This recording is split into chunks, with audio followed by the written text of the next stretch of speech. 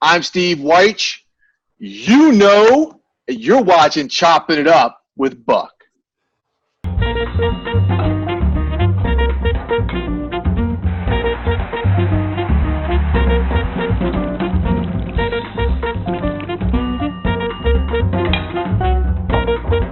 All right, on this episode of Chopping It Up with Buck, I have my man Steve Wyche. This is a great story. Now, Steve grew up in St. Louis.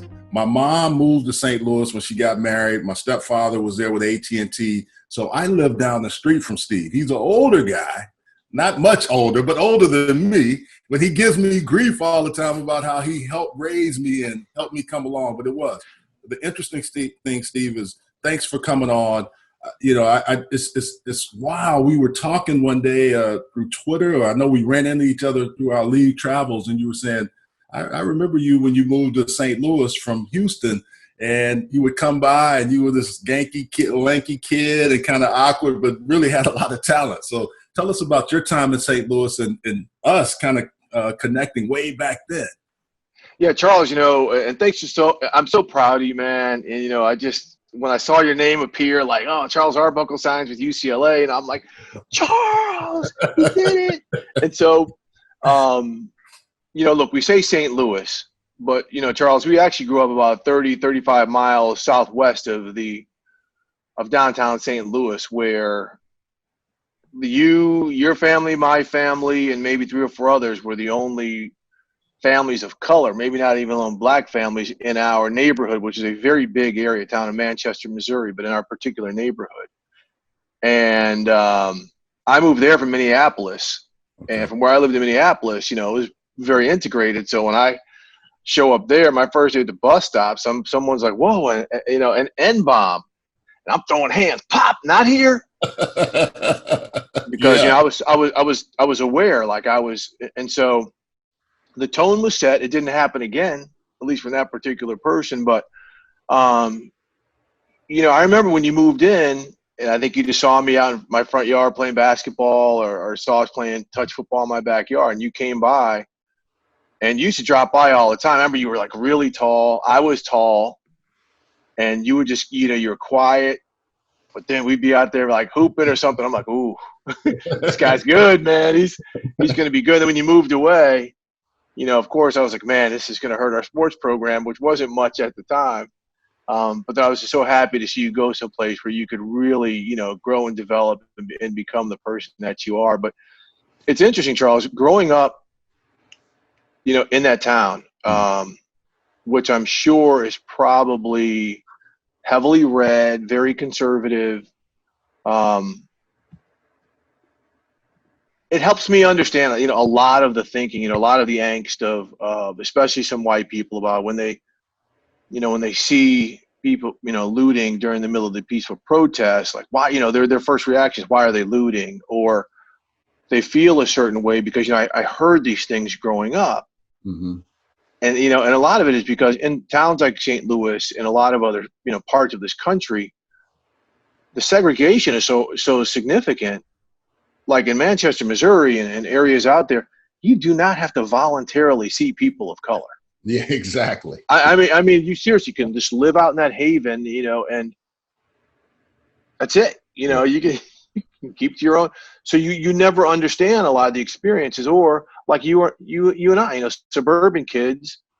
People could say, well, you weren't going through it like maybe a lot of these urban kids or whatever. And I'm saying, no, we were going through it. Because you're constantly aware. You're constantly aware. Yeah. Of everything. I was the first black quarterback at Parkway South High School. Yeah.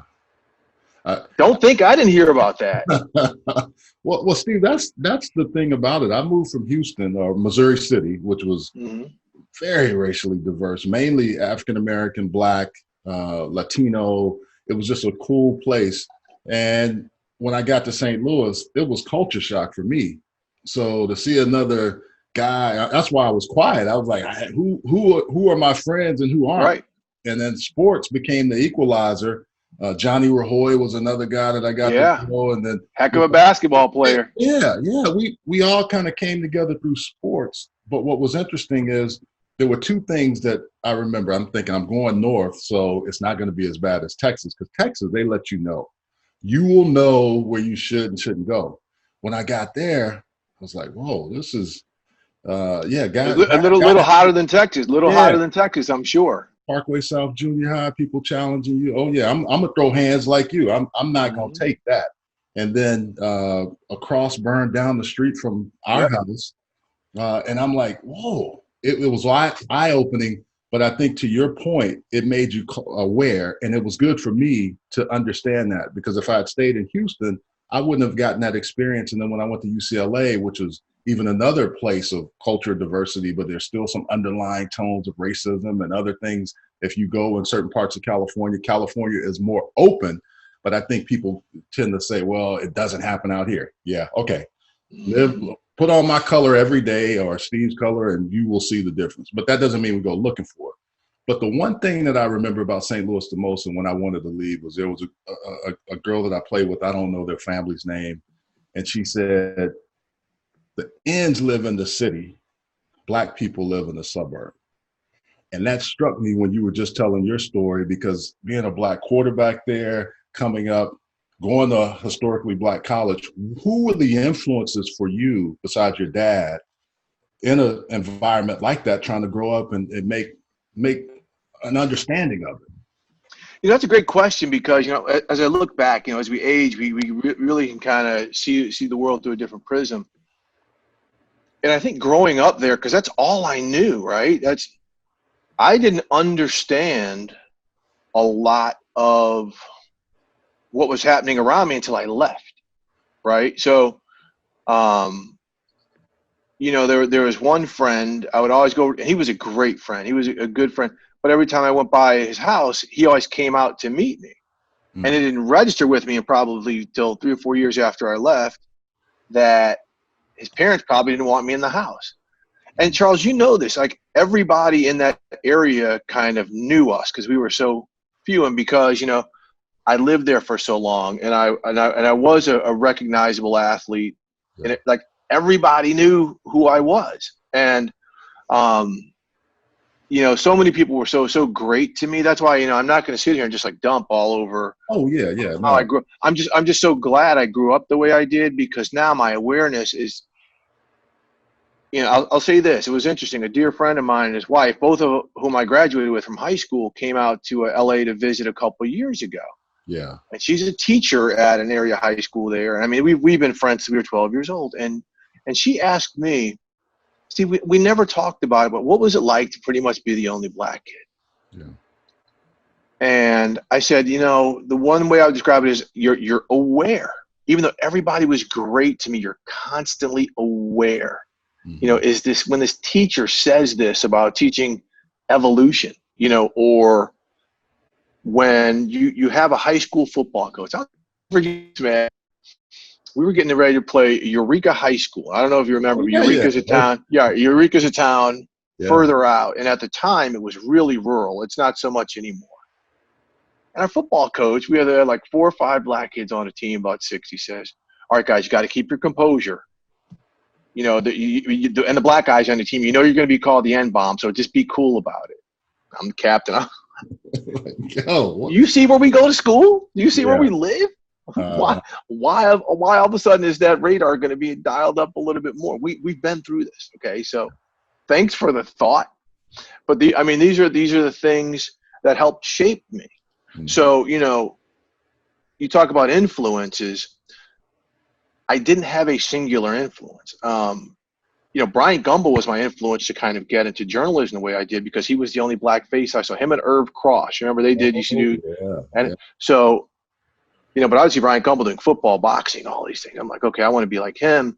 And then I went to University of Missouri to play football, and it was even more divided. So now you're on a campus of 25,000 students, and there's like less than 800 students of color. I'm talking Indian, Asian, Black, whatever. And there you had to pick. And Charles, you probably had to go through this at UCLA. Even though these guys were your teammates in your locker room, the Black guys hung out with the Black guys. The white guys hung out with the white guys. In a campus like University of Missouri, which is heavily Greek, with the fraternities and sororities, they had all the social life and everything. We're in the middle of Missouri, There were like 3 or 4 places that we could go. And if you weren't of age or didn't have a fake ID, you weren't getting into a couple of those. So I was like, man, I don't like it here. I had a lot of black guys in the football team look at me as a suburban kid. The white kids are kind of like, yeah, he's one of these Oreo kids too. I was like, what's going on here? So it really helped me with a lot of catharsis. And then one day, and this girl, Toya Watts. Yeah. So Toya was one of the few black kids. She was older than me, and she was at Howard. And I said, I'm going to transfer out. Thought about a black school and called her about Howard. And she sold me about going to Howard. And other than marrying my wife, best decision I ever made. Check me out. Yeah. It's a great school. My son lives in D.C. now, so we always go by Howard. My daughter was looking at it. She decided not to go there, but so many friends and family members I know that have gone to Howard. The one thing you said is interesting. At UCLA, it was good because we had a group of guys, and we still talk to this day. And it was a diverse team. Our team was pretty close because of that. It was interesting. But the reason I went to UCLA, and you made me think of the story. I was playing on an AAU basketball team from St. Louis, the area. It was made up of a bunch of different guys. We went to UCLA in that 7th grade in the AAU tournament, ended up placing like 5th. But I can remember walking around that campus saying, if I ever get a chance to get recruited here, I'm coming back. So even though I didn't like my time or love my time all the time in St. Louis, it was some things that happened, meeting you, meeting other guys we talked about, that really influenced me. And then even going out there, I had gone before, but not gone to play sports. And it was just eye-opening. So, you talk about those influences with Bryant Gumbel and Irv Cross. What got you into journalism? Because you were, athlete coming up, you played ball, you got a chance to do those things. What made you just say, this is something I have to do? I sucked at math. I mean, it sounds crazy, but it's a whole right brain, left brain thing. Yeah. I wasn't great at math or science. I was very strong writer, history, social studies, all that. And it was kind of like, if I go to school, business, it's not it. I could be a teacher. But I really like to write. And the whole Bryant Gumbel influence, and I mean, I don't know if I've ever even told him this, was significant. I was like, I want to do that. And plus, Charles, one of the reasons why we lived in St. Louis is my father was the sales manager at KSDK TV there. Okay.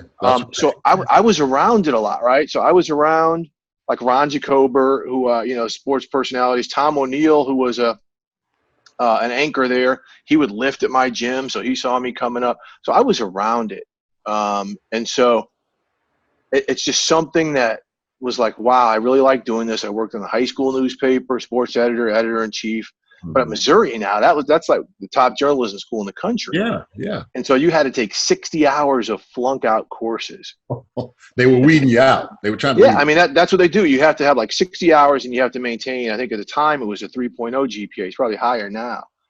And my first report card, and see, when I was at Missouri, that's when they didn't have that 20-hour, probably same with UCLA, that 20-hour practice schedule. It was like 40 hours of football, film, lifting, everything else. So my first report, I was like a 2.5, worst grade I had in my life. And I was like, ooh, I got an uphill climb if I'm trying to get into journalism school.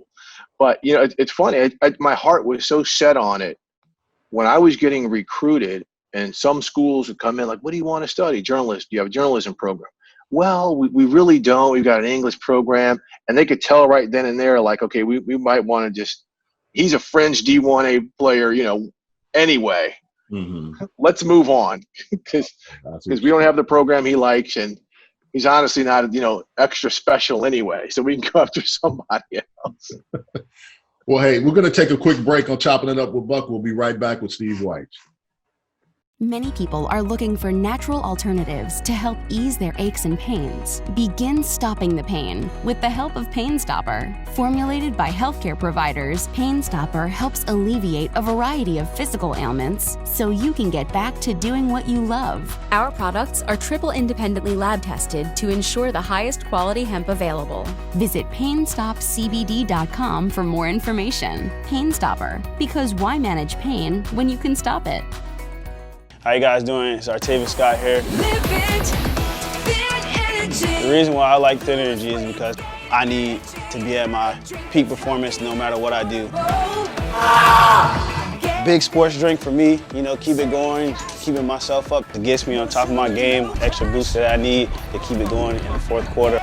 Working out, definitely a good drink for you to have. All the good nutrition that you need inside of it. Passion fruit, it's my favorite one. It's not just for professional athletes, it's for everyone. And I definitely can say it definitely works in the office or in the weight room, wherever you may be. You can go to thinenergy.com, tell them I sent you, and get you a drink. Thin Energy, the healthy alternative. Drink it, live it. See, if I got something like that, I can just go. No sugar, no crash. Thin Energy.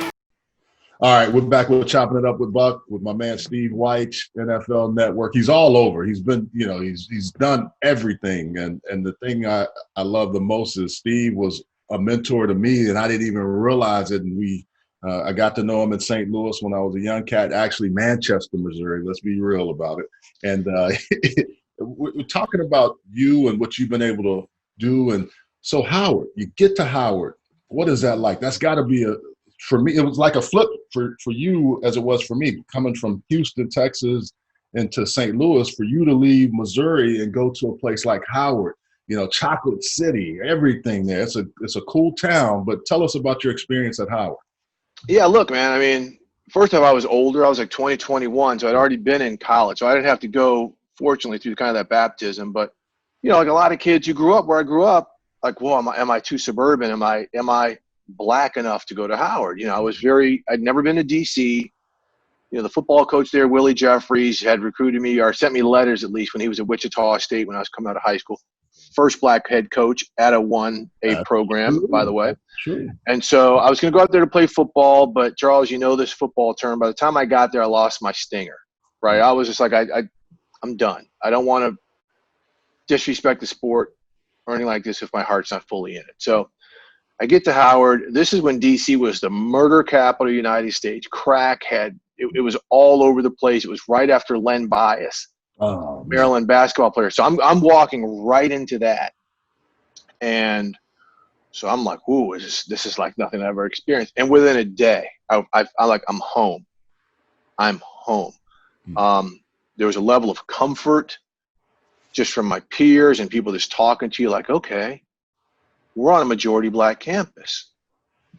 You know, we don't have to go to an African-American studies class to see other black students like I did at Missouri, like every class we go to. And I was like, wow, you know, and there were kids from Brookline, Massachusetts, or Anchorage, Alaska, or places like, wow, like this is kind of cool. My eyes are wide open, but we were in the cut. You know, Howard is this beautiful campus in the mix. The Shaw District, which they call what now, the Shea, or they've changed it. Yeah, they've changed it up. It ain't what it was. It ain't what it was. It is the milk chocolate city. Yeah. But it was just fantastic. And that's why, you know, I tell people, like, I took a psychology class at Missouri and it didn't transfer over, so I had to take it again at Howard.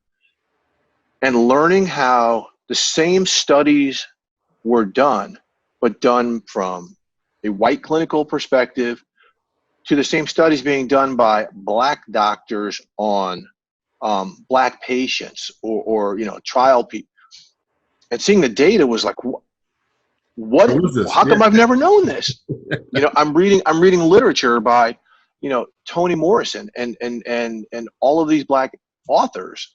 Yeah, Langston Hughes, James Ball. Langston Hughes, James Ball and W.B. Du Bois. Like, yeah, wow, like this is great. Like, if we would put some of this in middle school and high school curriculum, some of the narrow-mindedness that's not going on in our world, it wouldn't be there, because people would empathize if they read The Invisible Man by Ralph Ellison talking about it's almost better to be called an N-bomb than to be completely ignored. Yeah. Like, you know, people might understand some things. But anyway, you know, just getting to Howard, you know, I was in a very competitive journalism school. Stan Verrett, who is now a SportsCenter anchor, graduated with me.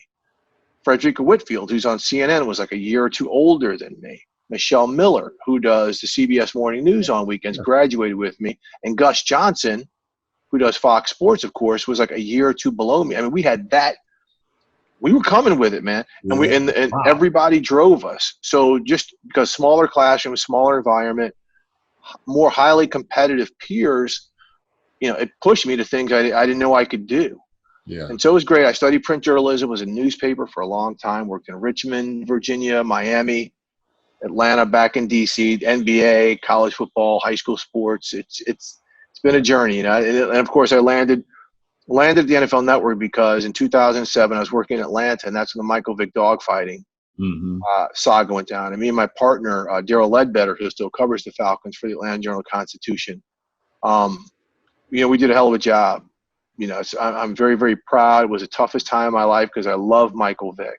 Love that man, just as a human being. And to have to cover that and report the things that we did, in all honesty, it was hard, man. But I got recognized for that, and that's how I ended up at the NFL Network. Jay Walker is a Howard grad, so he's always talking about HU, and it's interesting. That's my guy. Yeah, Jay and I go way back. We used to do some shows together, and we play the dozens with each other. People are like, "What are y'all doing? This is on TV on Thursday night." They took it away from us. He was doing some black college, I was too, but we'd get in the studio and just go at each other. But you said something really interesting. Being a journalist, you have to report the news the way you see it. Michael Vick, I think, and this is the one thing that I'm so glad to see him come back from, because there's certain things you can do, but if you do that to animals, some people never forgive you, which is sad to me, because there's some people that still wouldn't give him, or still won't forgive him for what he did, which was wrong. And he has admitted that, and he has said that.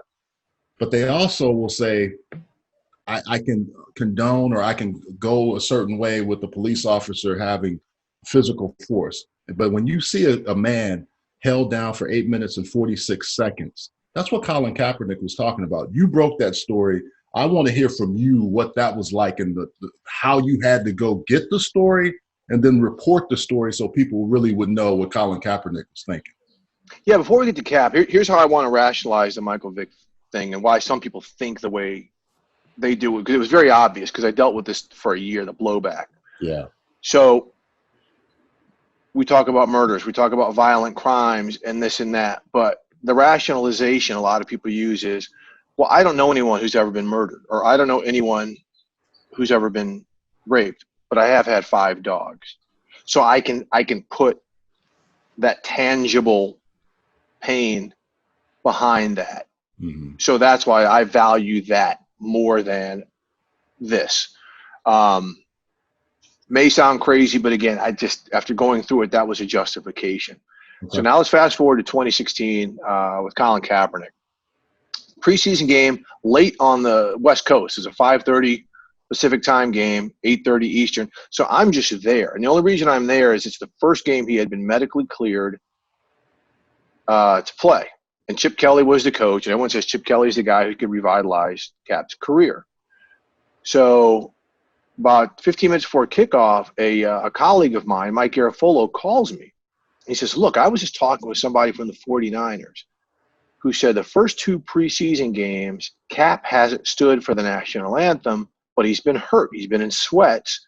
So we don't know if it's just something where he's uncomfortable or what. So keep an eye out. So keep an eye out. He doesn't stand for the national anthem. So that hits a trigger. And this is where I say experience, paying attention, having a radar up came into play. All summer long, we saw Kaepernick, and I'd known him since I met him at the Senior Bowl. Very quiet guy, had been very pronounced on social media about Black Lives Matter, or speaking out against. Remember, Alton Sterling down in Baton Rouge was killed. It was on all this videotapes of all these unarmed black men getting killed by police. And I also heard during the summer that, he was very outspoken about it. So I'm saying to myself, maybe Cap is making a statement. Mm-hmm. Maybe I'm overthinking this, but let me have this ready just in case. And it also reminded me back into the 90s when Mahmoud Abdul-Rauf, the basketball player for the Denver Nuggets, would not recognize the flag during the playing of the national anthem, and actually got suspended for not recognizing it because the NBA had a national anthem policy. Yeah. And so I'm working through all of this. told the 49ers media department, like, look, post game, if nobody asked Cap about this, they were made aware by me during the game. I want to talk to him and ask him. If nobody asked this in the regular post game news conference, I need a couple minutes with Cap. No problem. So of course they're looking out for it. Yeah. Nobody asked, so they know when I'm meeting with Cap, again, who I have a very good relationship with over the years, just covering him, not personally. When they see us talking, I'm sure the Niners know something's coming. And Cap unloaded. It was almost cathartic. It seemed like, you know, he's super smart. He's one of the smartest people you ever meet when you talk to him. And he seemed very open and willing to talk. Told me, you know, why he was doing this.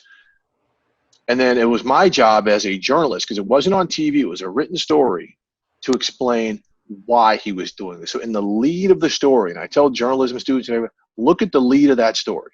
Okay. It explains why. It does not hearken on the what. It harkens on the why. And that was lost immediately, from the coverage to the reaction. And he knew it. Him and I had a private discussion after that. I said, Cap, you know, anytime you do something with regards to the flag and the national anthem, that don't tread on me, folks, the folks who hold that flag dearer than anything, it's not good. I mean, they will speak their mind. He's like, I know it. You know, if I lose my endorsements and all that, I get it. But I've got to do something that I feel is right. And you see his conviction to this day. Why did he find his voice at that time? What was it about him?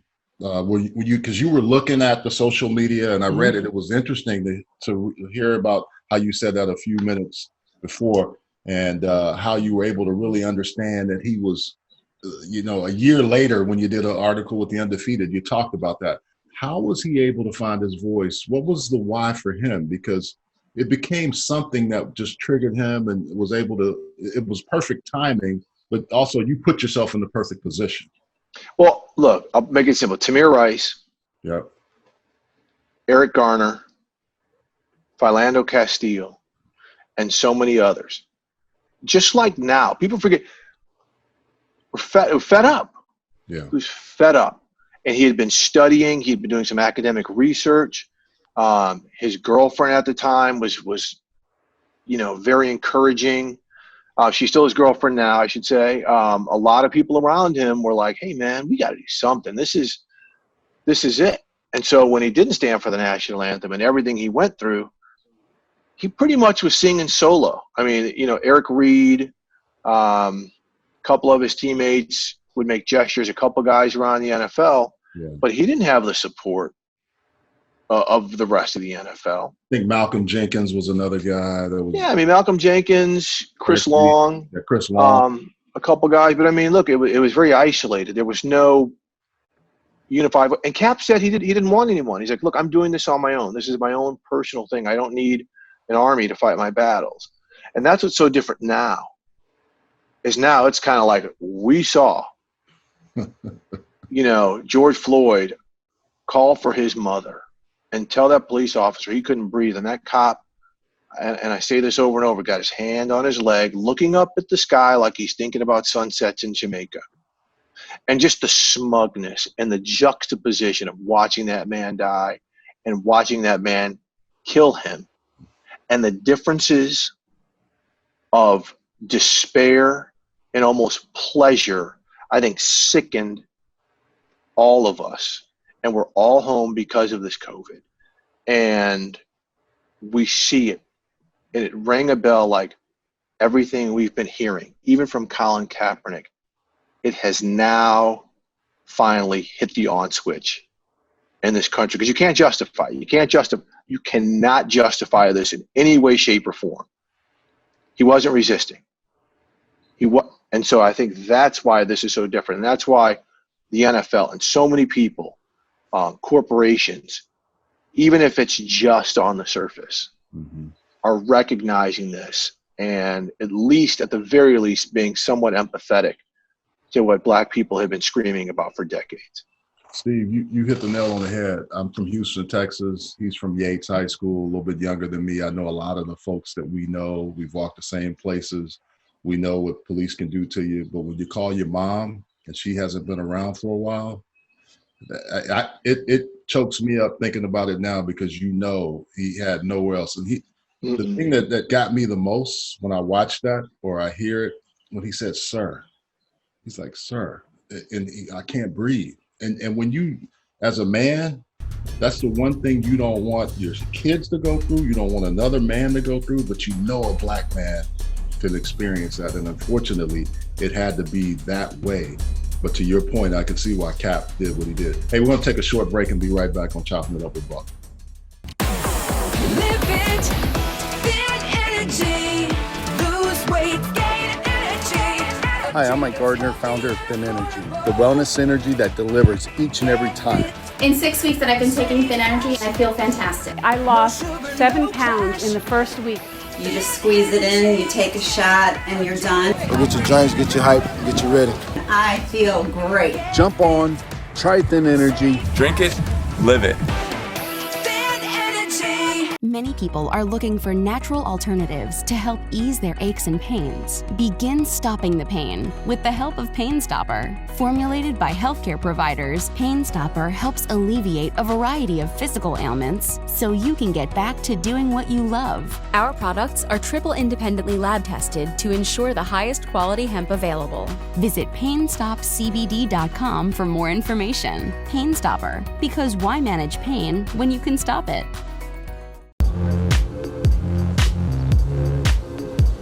All right, we're back on Chopping It Up with Buck. First off, let me thank our sponsors, Pain Stopper and Thin Energy, for supporting us, and Steve Wyche for coming on again. It's so good to have you, man, and getting back to those conversations.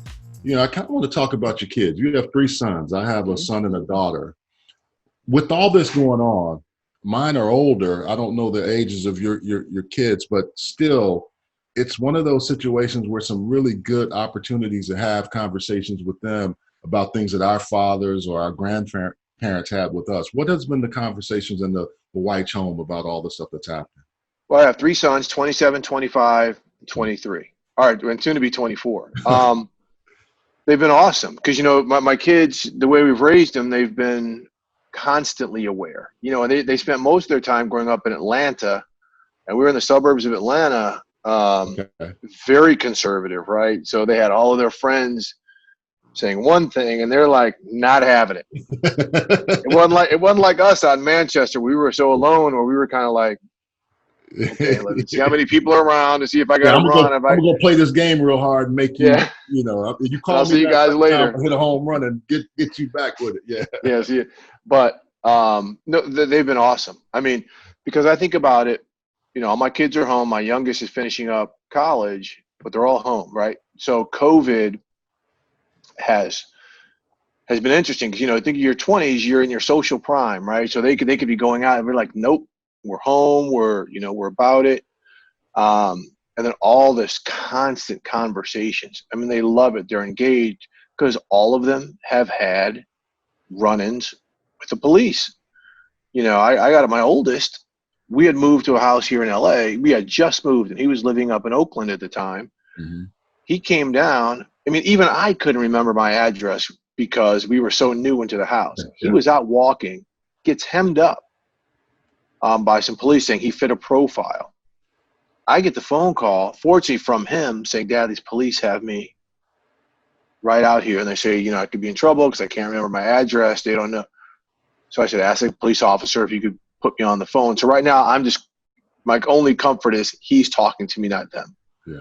And so they put the police officer on the phone and said, "Look, we just moved to this neighborhood. This is my son. He is out walking. Is it okay if I come get him?" And they said, "Well, we'll just let him walk home." It was like 200 yards from our house, man. He said, "We'll just let him walk home." I said, "Officer, I'm not trying to sound like and I won't say the word." I said, "But he was walking, and that's why I'm getting this phone call. So I hope you can understand my level of reservation here." Yeah. And it was horrible, and so knowing that all my kids have been through this, every one of them, and my kids are great. I mean, I have fantastic children. They've done nothing illegal ever. And so the conversations we can have and the conversations I hear them have with each other, I'm like, We've got a chance, man. We've got a chance. Like me and my wife, we did okay. Yeah. You know, we did all right bringing them up. You know what's interesting? I've just read The Warmth of Other Suns by Isabel Wilkerson, I think is her name. And when you think about Black families that would migrate to, like, from Texas to Louisiana, Texas to California, or Florida up to New York, think about the Black family structure where a lot of times we live with others when we move to new places. COVID has almost brought our kids back home, or if you have family members living with you, you're living not just Black families, but it's giving us a chance to really have some time. My daughter's home. My son is living in DC working, but he plans on coming back. So, but even that, whether you're having Zoom meetings with family members, it's really getting you closer to your roots and having those conversations and being able to discuss things. So it's interesting for me. It's been very good for my daughter, who, you know, was younger than my son, but she also has a lot of questions, because I think you're right. Black women in this. We talk a lot about the men, but Breonna Taylor, some of the other names of women, Sandra Bland, that have gone. Sandra Bland, absolutely. Yeah. So, and my wife it was interesting. She and I were just talking, and she said, hey, I just don't want people to forget that our Black women are also being, and it made me think, Steve, how our mothers or our aunts or sisters feel when that happens, when George Floyd doesn't come back home, how that impacts them. And I'm sure you and your wife have had those conversations, because we're home. We're next to each other all the time, trying to make sure we stay safe.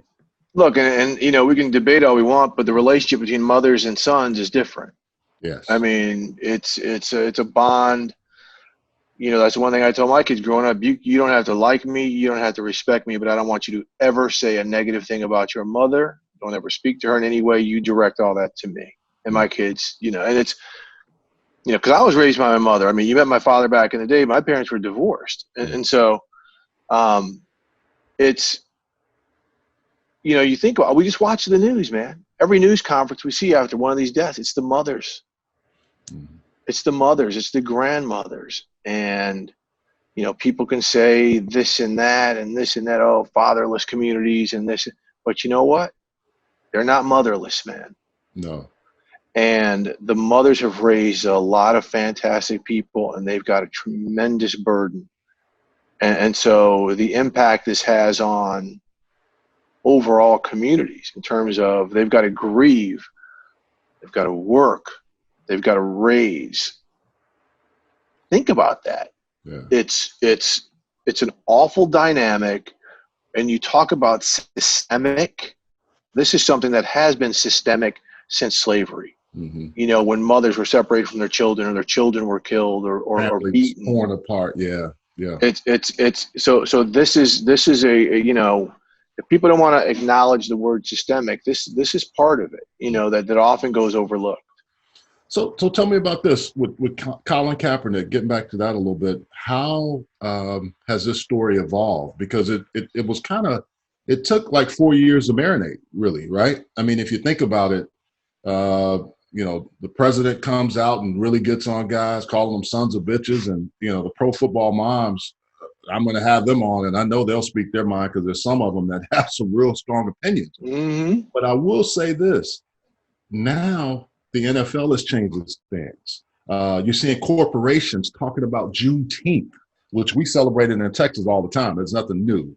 What is I mean, this is something that's turned. When I see London, I see New Zealand, I see Australia, I see places that have Black people, but sometimes it's a unifying thing. So what has this been? Have you had a chance to catch up with Colin Kaepernick or talk to him anymore about what this has been and how this has evolved from him against a flag to really police brutality to now? Haven't spoken to Cap.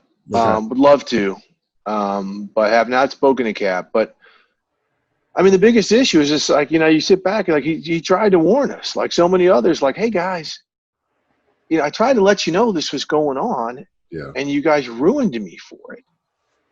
John Carlos and Tommy Smith, you know, they were ruined for this. Muhammad Ali, as much as we hold him in such esteem and such an iconic term, he was ruined. Yeah, Martin Luther King.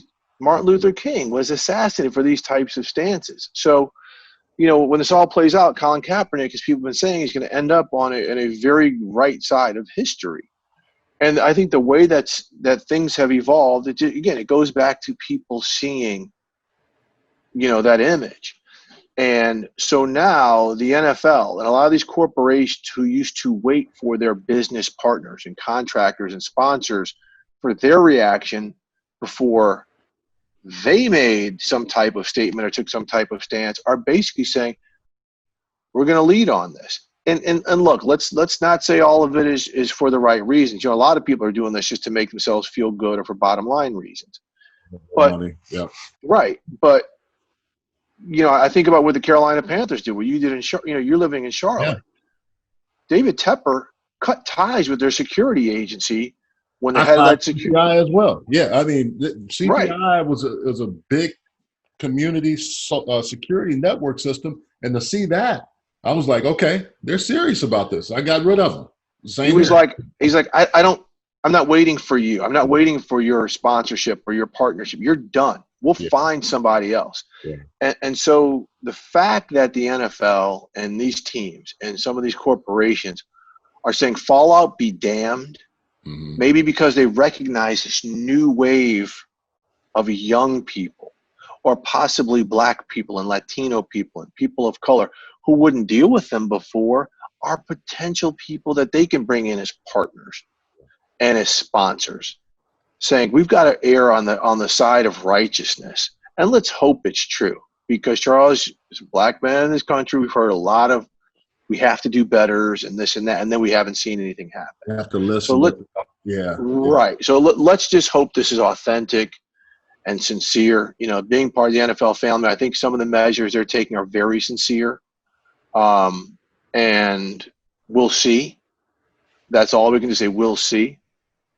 So let's hope as a country, a lot of things are sincere, especially when it comes to judicial and police reform, and holding people accountable. Because, you know, if these police officers are acquitted, regardless of if they're acquitted again, man, I mean, that's just once again hope being thrown to the wind. Hey, one thing too, I know on NFL Network you're doing Total Access, and you've got these great roundtables. You've had Richard Sherman, Josh Norman, Josh McCown, April Ryan. I mean, Maya Wiley, Michael Eric Dyson, Eddie Glaude. Yeah. I mean, you've had some really good people on there. Tell us how that came up and what you and your producers thought that would be, and has it turned out the way you guys wanted it to be? It's turned out a lot better. I mean, I never thought I would be having roundtables with, you know, April Ryan, who's a White House correspondent, who's been just a constant target of Donald Trump. And here's this Black woman where he's asking her, hey, can you introduce me to some of these Black congressmen? You know, she's always catching smoke. So I never thought you meet Alcindor, right? Also, right? Yeah. You meet those two. They really constant. But I mean, I never thought that the NFL would give us the liberty to have these conversations, right? Because we have had conversations, we've had panels where we have just cracked the NFL, and we've cracked ownership. And these are the people who sign our paychecks. Yeah. And so, you know, when you have a Michael Eric Dyson and Eddie Glaude on with an NFL player, or Brian Banks, you know, someone who had a potential NFL career sidetracked by a wrongful, you know, accusation and prosecution, and you know, then having conversations like you said with Chris Long and Richard Sherman. And there will be more. We're going to be doing one next week that's an all Minnesota Vikings roundtable. Oh, wow. Because those players know they're at ground zero. It's in their city where all of this kind of ignited. So people are going to be watching to see what they do. And they've already done so many proactive measures in the community.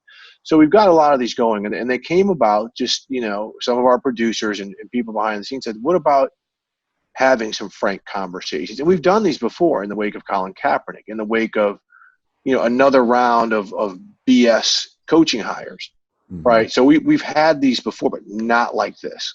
I mean, these are raw. They are constant. We are getting a lot of, you know, encouragement from viewers, and we're getting a lot of people saying we don't want to watch anymore.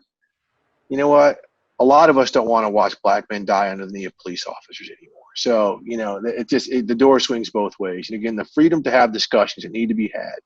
And a lot of it is, part of the NFL is saying we want to show that we are sincere and committed to our players. We want to show that they will have a platform to voice themselves on the NFL network.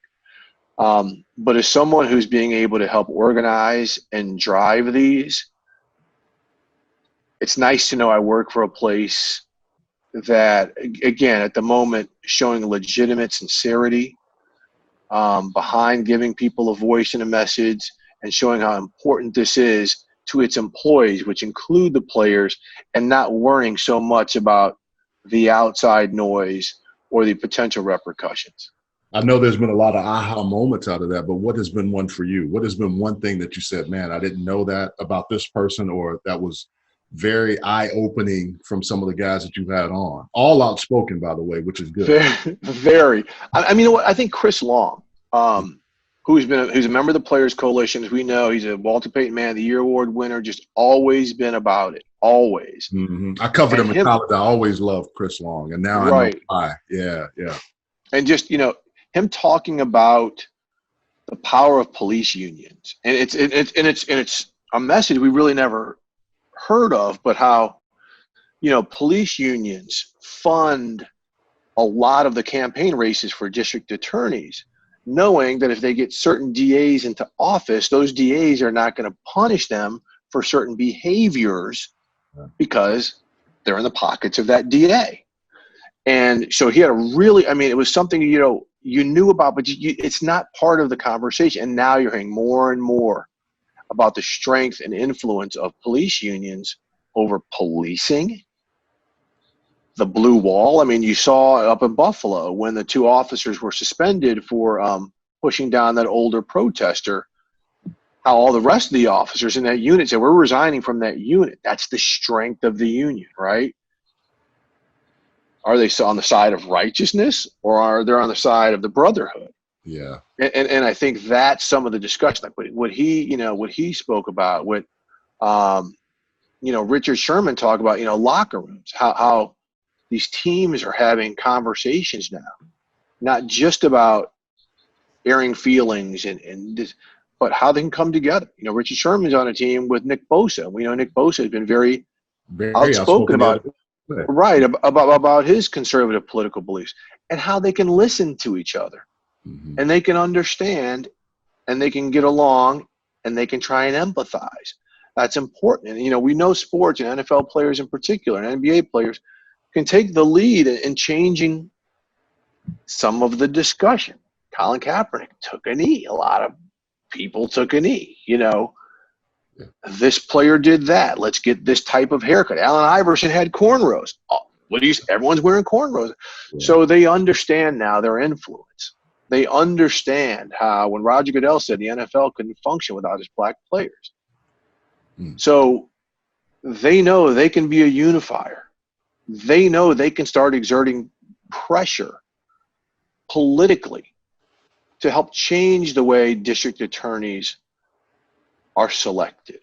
They know that they can change, and they've done it already. Juvenile court systems and legislation. So instead of sending a kid into juvenile hall at 8 years old for being a distraction, maybe getting that child diagnosed to see if he has ADHD or some other behavioral issue, so we can find a way so that child can become a functioning member of society and not lodged in the pipeline of the penitentiary. Yeah, and I hope what doesn't happen, and I think we've talked about this, and you'll see more of it, the funding the police department or defunding police.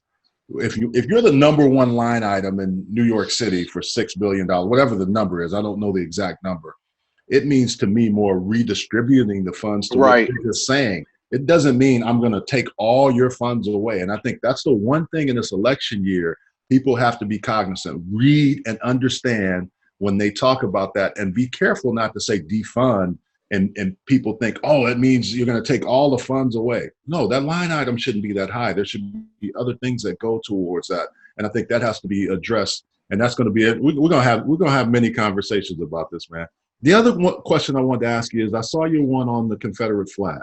And I can never square this up because I hear people talking about, well, I want my flag, but I go to Charleston quite a bit, and whenever I go to Charleston, I walk by Mother Emanuel. I go by the church, and I just have to pay my respect to the folks that died because of that flag. So I'm going to be real here with this one. I've seen that flag flown all over the place. It's about the American flag, but you make it about the flag that lost in the Civil War and I respect the folks that fought there. I don't respect what they were fighting for, but I respect the American flag. And then how are you going to fly those two together? It doesn't jibe with me, and it never has. I saw my buddy Ryan McGee speaking out about it the other day. We were colleagues at ESPN. You guys had a really good topic and subject about that. Tell us a little bit about that and what it was for you to have that conversation about the Confederate flag. Yeah, isn't it amazing how so many people, when Colin Kaepernick was protesting police brutality for the American flag, condemned him, and now at the same time they're condemning their rights with the American flag because of the Confederate flag. Look, you grew up in Texas and in Missouri. We walk into friends' houses in our neighborhood back in Manchester, and that's hanging on the wall. Our high school, Parkway South High School, where I went to, there were people talking about the rebel flag should have been the flag flying with our – that's just where we grew up. Yeah. South's Gonna Do It Again was the theme song for the basketball team by Charlie Daniels Band when they came out on the court. That's what we had to deal with every day. But the conversation we had, and it was with Fred Warner, the Pro Bowl linebacker with the 49ers, April Ryan, the White House correspondent, MJ Acosta, one of my colleagues, an Afro-Latina. We said, what about NASCAR showing that type of lead, knowing the Confederate flag has gone hand in hand with that sport. Prominent there. Prominent. It's gone hand in hand with that sport. I mean, you think of that sport, you think about the Confederate flag. It's been on the hoods of some of the cars. I think Richard Petty had it on his car. You see it flying in flags on a lot of the motor speedways.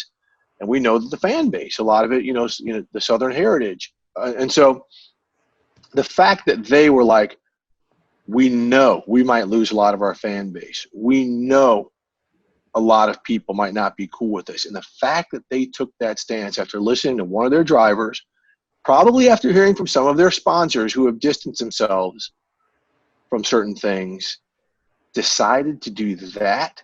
And so on this panel, everyone saw that as the ultimate, whoa, if NASCAR can address this, the way it did, by taking away one of its most almost official symbols, why can't everyone else? And Fred Warner came out, and Fred, he's a third-year player. He's a young guy. He's like, this goes to show you, to NASCAR, and it should show everyone else, how important things are right now in this country, and how there's been a certain segment of the society that just really can't deal with some of the ties to the racism, with some of the ties to what it stands for, and then people waving it in their face. Charles, we know there are a couple default terms. If we got to throw hands, or we're about to throw hands, or we're having an argument, people will hit that nuclear, boom, N-bomb, or they will hit that nuclear Confederate flag, or they will do whatever. And they can say whatever they want about the Confederate flag. It's about my Southern heritage. I grew up here in Richmond, Virginia, or I grew up here in Charlotte, North Carolina, and this is just in my blood. But when an argument comes out, or when there's something to put in your face, bam, here's that flag. I saw a whole lot of people in Charlottesville during that march waving that flag. You see, in Klan marches, they're waving that flag. Yeah, sometimes it's that U.S. flag, but that's always the staple. And for anyone to say that we're just doing this because it's a symbol of who we are, and you put it in the face of black people, it strikes fear. You put it in the face of people to divide. And again, I'm not sitting here crap. If you're saying this is your heritage, whatever, you have to understand what it's about. And some people are very square with that. That's your choice. But some people, like myself, not about it. Yeah. Well, I always tell them I don't see the Nazi flag flying, except at those kind of marches too. So I left, you hear me, and they lost the war. So we still know that the neo-Nazi groups and all those other groups are there, but we have to be the voice of reason and continue to fight that fight. Hey, one question for you though about the NFL with the Rooney Rule and then the things they were trying to do to give. I can't let you get out of here before we talk about that. I've got a couple of guys that I'm waiting on jobs. Eric Bieniemy, who I played against and during the same time should be a head coach. Ken Norton Jr., who is one of my teammates, has been in the league a long time. I think those two names come to mind. I know there are others, but what do you think about the Rooney Rule Part 2, and then all the other things that they were talking about before all this stuff kind of happened, and they the compensation for a minority hiring, which is a slap in the face, in my opinion, to a lot of guys that are very, very good coaches that should be on their merit. What do you think about some of those things? Right. So we saw recently that they are going to, enhance the Rooney Rule.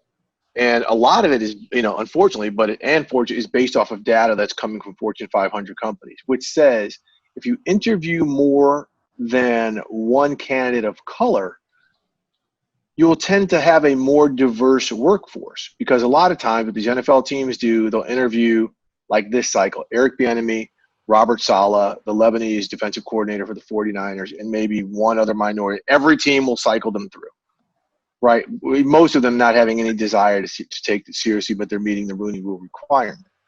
But if you are having to interview Eric Bieniemy and Robert Saleh and Jim Caldwell, okay, you might say, have somebody in the building like, wow, they made me think of something about the culture of the roster that we have, the culture we want to have in this building, that I really, this is our guy.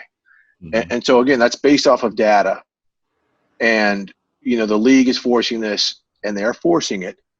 Coaches, GMs, and all executive positions at every level, in the NFL offices and club offices, because they understand. And I spoke to Art Rooney, the owner of the Steelers, who felt his name was being bastardized. He used that word. He was furious after this last round of coaching hires, saying something has to change. And if we have to force it, we have to force it. Because remember, in this country, integration was not voluntary. Now, as for what the rule that they were discussing about incentivizing teams to hire minorities by saying you can move up in draft order if you hire a black head coach, you can double that leap if you hire a black head coach and black general manager, or this and that. As you saw, the blowback from so many black coaches and general manager candidates, like, why would you reward a team for hiring a black candidate? So now you're playing into the old affirmative action adage of you're just hiring them because they're black, and now you can get some type of bonus for doing so. It's offensive. That's why it was tabled, and you haven't heard any more conversation about that.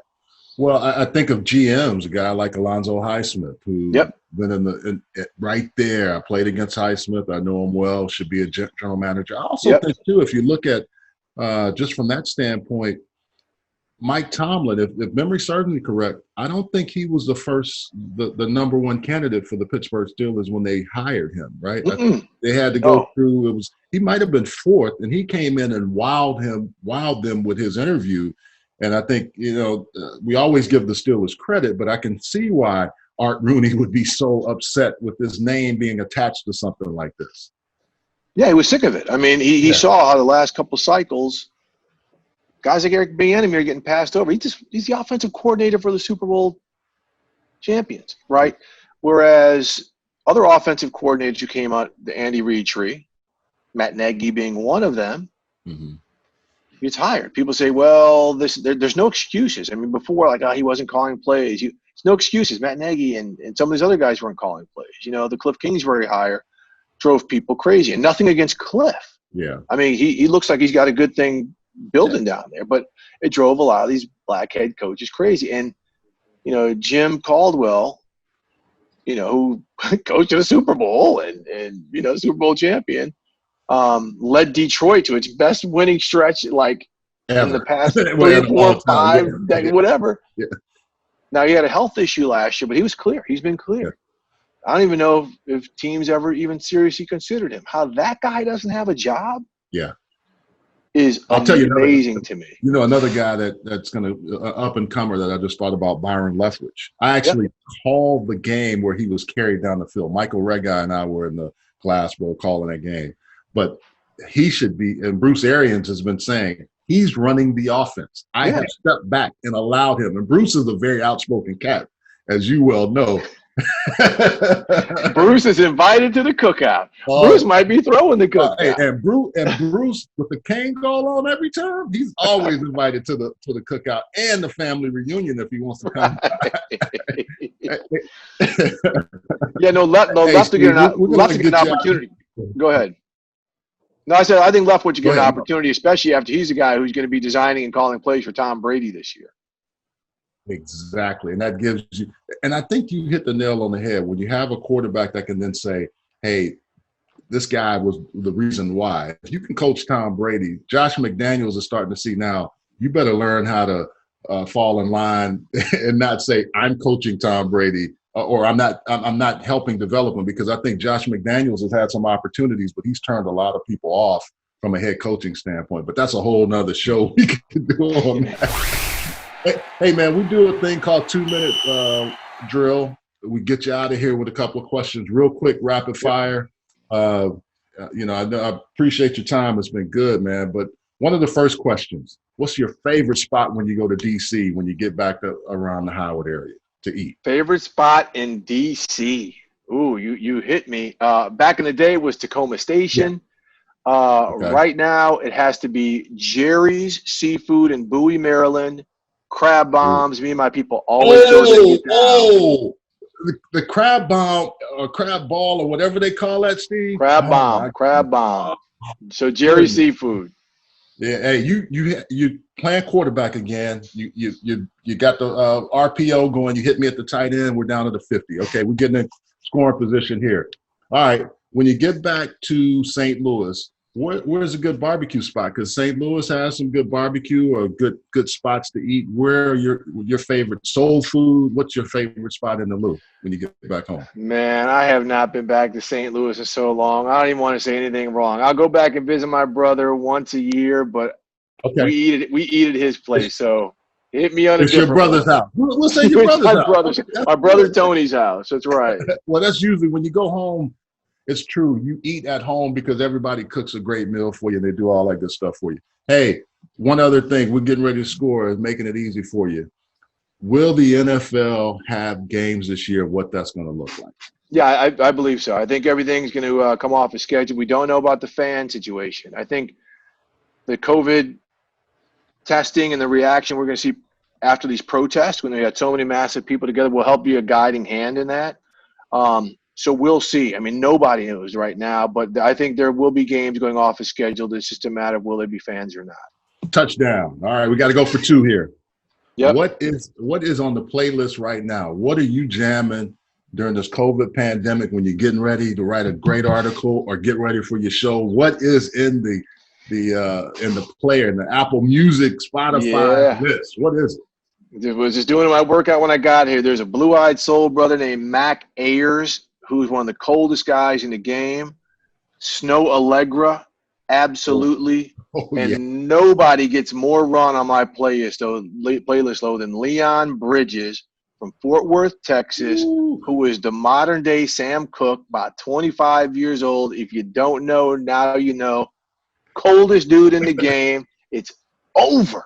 Take me to the river. There it is. That's him. Leon Bridges, baby. Hey, Gary Clark Jr. is also one of those that I have in the rotation. That brother is. He does a lot of stuff with Leon. They do. They do a lot of collabs together. Hey, man, you scored. Man, you going in the stands? You going in the new stands at the LA? What stadium? SoFi Stadium. I'm doing the SoFi Leap. Hey, man, it's always good to have you on. We have to do this again. So much that we covered. I appreciate you. And just thank you again for those lessons. Even though you beat me on those post corners, I told you I was going to dunk on you. And you did. I started dunking, in like 6th grade, you were in 6th grade. Hey, love you, brother. So proud of you, man. So proud of you, Charles. Yeah, appreciate you. That's our edition of Chopping It Up with Buck with Steve Wyche. Join us again next week. We always bring you good content, so join us here.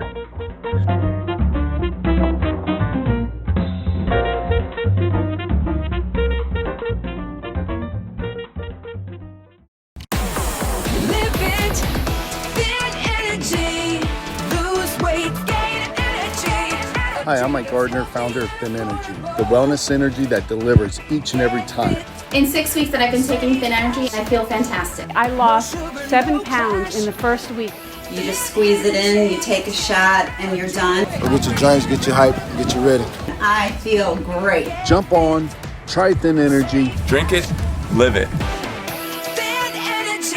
Many people are looking for natural alternatives to help ease their aches and pains. Begin stopping the pain with the help of Pain Stopper. Formulated by healthcare providers, Pain Stopper helps alleviate a variety of physical ailments so you can get back to doing what you love. Our products are triple independently lab tested to ensure the highest quality hemp available. Visit PainStopCBD.com for more information. Pain Stopper, because why manage pain when you can stop it?